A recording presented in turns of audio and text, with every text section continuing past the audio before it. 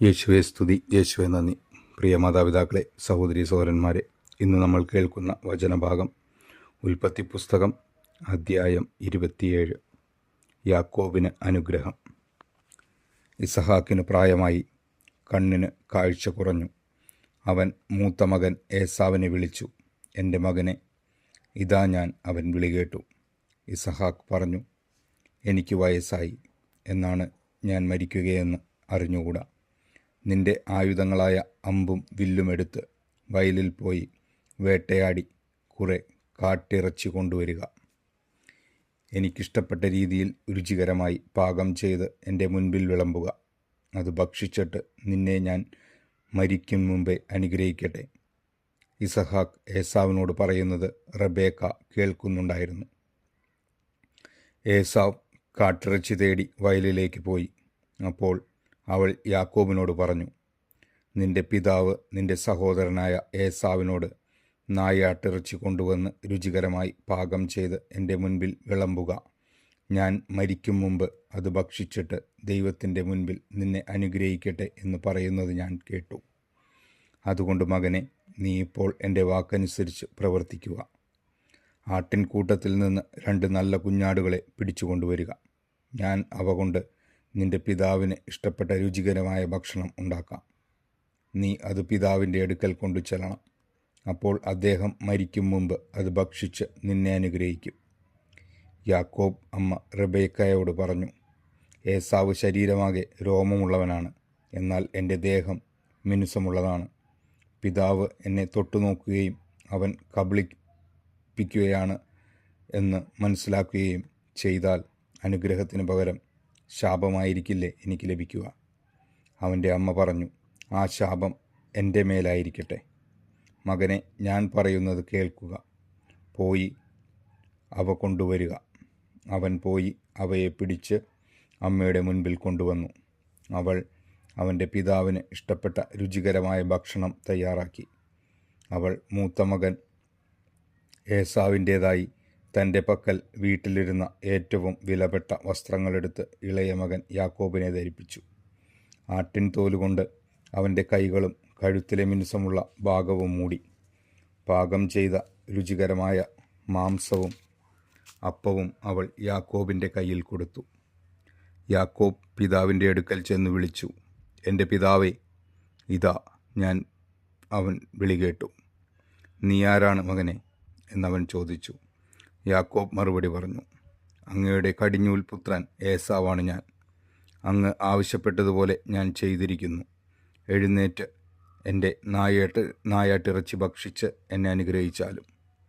എന്നാൽ ഇസഹാക്ക് ചോദിച്ചു, എൻ്റെ മകനെ, നിനക്ക് ഇത് ഇത്ര വേഗം എങ്ങനെ കിട്ടി? യാക്കോബ് പറഞ്ഞു, അങ്ങയുടെ ദൈവമായ കർത്താവ് ഇതിനെ എൻ്റെ മുൻപിൽ കൊണ്ടുവന്നു. അപ്പോൾ ഇസഹാക്ക് യാക്കോബിനോട് പറഞ്ഞു, അടുത്തു വരിക മകനെ, ഞാൻ നിന്നെ തൊട്ടുനോക്കി നീ എൻ്റെ മകൻ ഏസാവ് തന്നെയാണോ എന്നറിയട്ടെ. യാക്കോബ് പിതാവായ ഇസഹാക്കിൻ്റെ അടുത്ത് ചെന്നു അവനെ തടവി നോക്കിയിട്ട് ഇസഹാക്ക് പറഞ്ഞു, സ്വരം യാക്കോബിൻ്റേതാണ്, എന്നാൽ കൈകൾ ഏസാവിൻ്റേതും. ഇസഹാക്ക് അവനെ തിരിച്ചറിഞ്ഞില്ല, കാരണം അവൻ്റെ കൈകൾ സഹോദരനായ ഏസാവിൻ്റെ കൈകൾ പോലെ രോമം നിറഞ്ഞതായിരുന്നു. ഇസഹാക്ക് അവനെ അനുഗ്രഹിച്ചു. അവൻ ചോദിച്ചു, സത്യമായും നീ എൻ്റെ മകൻ ഏസാവ് തന്നെയാണോ? അതെ എന്നവൻ മറുപടി പറഞ്ഞു. ഇസഹാക്ക് പറഞ്ഞു, എൻ്റെ മകനെ, നിന്റെ നായാട്ടിറച്ചി കൊണ്ടുവരിക. അത് തിന്നിട്ട് ഞാൻ നിന്നെ അനുഗ്രഹിക്കട്ടെ. ഇസഹാക്ക് അത് ഭക്ഷിക്കുകയും അവൻ കൊണ്ടുവന്ന വീഞ്ഞു കുടിക്കുകയും ചെയ്തു. ഇസഹാക്ക് അവനോട് പറഞ്ഞു, നീ അടുത്തു വന്ന് എന്നെ ചുംബിക്കുക. അവൻ ചുംബിച്ചപ്പോൾ ഇസഹാക്ക് അവൻ്റെ ഉടുപ്പ് മണത്തു നോക്കി അവനെ അനുഗ്രഹിച്ചു. കർത്താവ് കനിഞ്ഞ് അനുഗ്രഹിച്ച വയലിൻ്റെ മണമാണ് എൻ്റെ മകൻ്റേതെന്ന് അവൻ പറഞ്ഞു. ആകാശത്തിൻ്റെ മഞ്ഞും ഭൂമിയുടെ ഫലഭൂയിഷ്ടിയും ദൈവം നിനക്ക് നൽകട്ടെ. ധാന്യവും വീഞ്ഞും സമൃദ്ധമാവട്ടെ. ജനതകൾ നിനക്ക് സേവ ചെയ്യട്ടെ. രാജ്യങ്ങൾ നിൻ്റെ മുൻപിൽ തലകുനിക്കട്ടെ. നിൻ്റെ സഹോദരർക്ക് നീ നാഥനായിരിക്കുക. നിൻ്റെ അമ്മയുടെ പുത്രന്മാർ നിൻ്റെ മുൻപിൽ തലകുനിക്കട്ടെ. നിന്നെ ശപിക്കുന്നവൻ ശപ്തനും അനുഗ്രഹിക്കുന്നവൻ അനുഗ്രഹീതനുമാവട്ടെ. ഏസാവ് അനുഗ്രഹം യാചിക്കുന്നു. ഇസഹാക്ക് യാക്കോബിനെ അനുഗ്രഹിക്കുകയും യാക്കോബ് അവൻ്റെ മുൻപിൽ നിന്ന് പുറത്തു കടക്കുകയും ചെയ്തപ്പോൾ നായാട്ട് കഴിഞ്ഞ് ഏസാവ് തിരിച്ചെത്തി. അവനും പിതാവിന് ഇഷ്ടപ്പെട്ട ഭക്ഷണം തയ്യാറാക്കി പിതാവിൻ്റെ അടുക്കൽ കൊണ്ടുവന്നിട്ട് പറഞ്ഞു, പിതാവേ, എഴുന്നേറ്റ് അങ്ങയുടെ മകൻ്റെ നായാട്ടിറച്ചി ഭക്ഷിച്ച് എന്നെ അനുഗ്രഹിച്ചാലും. നീ ആരാണ്? ഇസഹാക്ക് ചോദിച്ചു. അവൻ പറഞ്ഞു, അങ്ങയുടെ കടിഞ്ഞൂൽ പുത്രൻ ഏസാവാണ് ഞാൻ. ഇസഹാക്ക് അത്യധികം പരിഭ്രമിച്ച് വിറയ്ക്കാൻ തുടങ്ങി. അവൻ ചോദിച്ചു, നായാട്ടിറച്ചിയുമായി നിനക്ക് മുൻപ് എൻ്റെ മുൻപിൽ വന്നത് ആരാണ്? ഞാൻ അത് തിന്നുകയും അവനെ അനുഗ്രഹിക്കുകയും ചെയ്തല്ലോ. അവൻ അനുഗ്രഹിക്കപ്പെട്ടവനായിരിക്കും. പിതാവിൻ്റെ വാക്ക് കേട്ടപ്പോൾ ഏസാവ് അതീവ ദുഃഖത്തോടെ കരഞ്ഞു.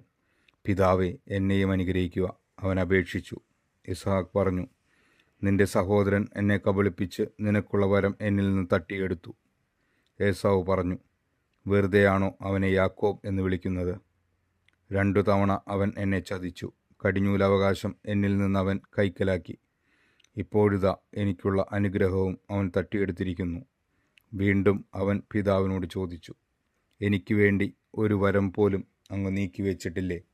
ഇസഹാക്ക് പറഞ്ഞു, ഞാൻ അവനെ നിന്റെ യജമാനനാക്കി, അവൻ്റെ സഹോദരന്മാരെ അവൻ്റെ ദാസന്മാരും.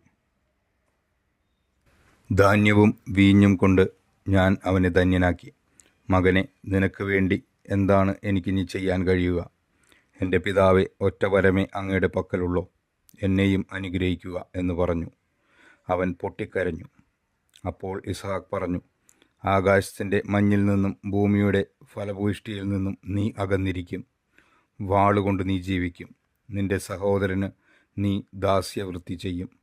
എന്നാൽ സ്വതന്ത്രനാകുമ്പോൾ ആ നുകം നീ തകർത്തു കളയും. യാക്കോബ് ലാബാൻ്റെ അടുക്കലേക്ക്. പിതാവ് യാക്കോബിന് നൽകിയ അനുഗ്രഹം മൂലം ഏസാവ് യാക്കോബിനെ വെറുത്തു. അവൻ ആത്മഗതം ചെയ്തു, പിതാവിനെപ്പറ്റി വിലപിക്കാനുള്ള ദിവസങ്ങൾ അടുത്തു വരുന്നുണ്ട്. അപ്പോൾ ഞാൻ അവനെ കൊല്ലും. മൂത്ത മകനായ ഏസാവിൻ്റെ വാക്കുകൾ റെബേക്കായുടെ ചെവിയിലെത്തി.